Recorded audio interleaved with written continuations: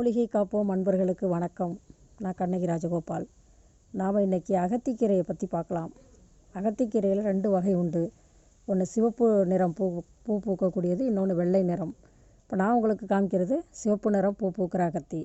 ஆனால் குணங்கள் 2 அகத்திக்குமே ஒரே குணம்தான். இந்த அகத்திக்கீரை பல நோய்களுக்கு மருந்தாக பயன்படுத்தலாம். முக்கியமாக வயிற்று புண்ணுக்கு ஒரு அற்புதமான மருந்து.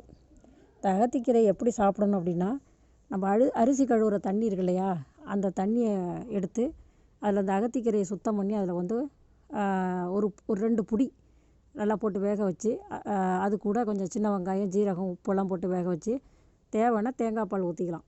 இந்த மாதிரி நல்லா வேக வைக்கணும். ஒரு பழமொழி உண்டு, வெந்து கெட்டது முருங்கை, வேகாமல் கெட்டது அகத்தின்னு. அதனால் நல்லா வேக வச்சு அந்த சாறை எடுத்து நம்ம குடிச்சிட்டு வந்தோம்னா வயிற்று புண்ணுக்கு ஒரு அற்புதமான மருந்து. இது மாதிரி சாப்பிடும்போது இன்னும் பிற நோய்கள்லாம் குணமாகுது. என்னென்ன நோய்னா, சிறுநீர் தடை இல்லாமல் போகும். சிறுநீர் நீரை அடைச்சிக்கிட்டுனாக்கா பெரிய பிரச்சனை. அது கரெக்டாக சரியாக போகும். அதே மாதிரி கண்கள் குளிர்ச்சி பெறுங்கிறாரு. அதே மாதிரி உடல் உஷ்ணம் தணியும். வயிறு வீக்கம் சரியாகும். அப்புறம் பித்த மயக்கம்னா ப்ளட் ப்ரெஷர்னால் வர்ற மயக்கம், அது சரியாகும். இதுமாரி நிறைய வியாதிகளுக்கு அதை குணமாக காணக்கூடியது இந்த அகத்தி. அதே மாதிரி அடிபட்டு ரத்தம் கசிஞ்சிக்கிட்டே இருக்குது, அந்த இடத்துல இந்த அகத்திக்கீரையை சாறு புழிஞ்சு ஊற்றினோம்னா அது உடனே அந்த ரத்தக்கட்டு சீழ் பிடிக்காமல் அது உடனே ஆறும். அதே மாதிரி இது இன்னொன்று என்னென்னா, இந்த அகத்திக்கீரை மருந்தோட வீரியத்தை குறைச்சிரும். அதனால் பத்தியமாக நீங்கள் மருந்து சாப்பிடும்போதோ இல்லை வேறு அலோபதி மருந்தோ இல்லை நாட்டு மருந்தோ சாப்பிடும்போது கண்டிப்பாக அந்த அகத்திக்கீரையை எடுத்துக்கக்கூடாது. வாரத்துக்கு 1 நாள் மட்டும்தான் இந்த அகத்திக்கீரை எடுத்துக்கணும். தொடர்ந்தெல்லாம் எடுத்துக்கக்கூடாது. அதிகமான இரும்புச்சத்து உண்டு.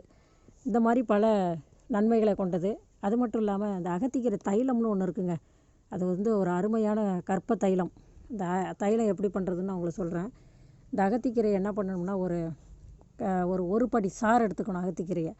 அதே அளவு நல்லெண்ணெய், நல்லா சுத்தமான மரச்செக்கு எண்ணெய், நல்லெண்ணெய் எடுத்துக்கிட்டு 2ஐயும் ஒன்றா ஒரு மண் கலயத்தில் போட்டு நல்லா காய்ச்சணும். சுண்ட காய்ச்சி அது கூட என்ன பண்ணணும்னா, அந்த கிச்சிலி கிழங்கு இருக்கு இல்லையா, அந்த கச்சோளம்னு சொல்லக்கூடிய கிச்சிலி கிழங்கு, பச்சை கிழங்கா அதில் ஒரு 35 கிராம், ஒரு பழம்ங்கிறது 35 கிராம், அரை பழம் போட சொல்கிறாரு. அரை பழம்னா அதில் பாதி போட்டுக்கலாம்.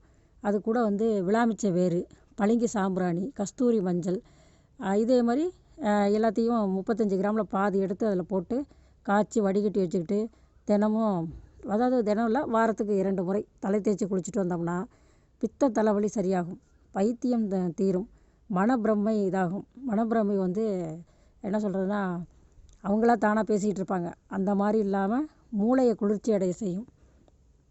இது மாதிரி பல பிரச்சனைகள் சரியாகக்கூடியது. காரணம் என்னென்னா, இந்த பித்த தலைவலி வந்துச்சுனாக்கா தாங்கவே முடியாது. தலைவலியில் ஒன்று சளினால் வர்றது, இன்னும் சூட்டினால் வர்றது. இந்த சூட்டினால் வர்ற தலைவலி தான் பார்த்திங்கன்னா மூளையே குழம்படைச்சிரும்.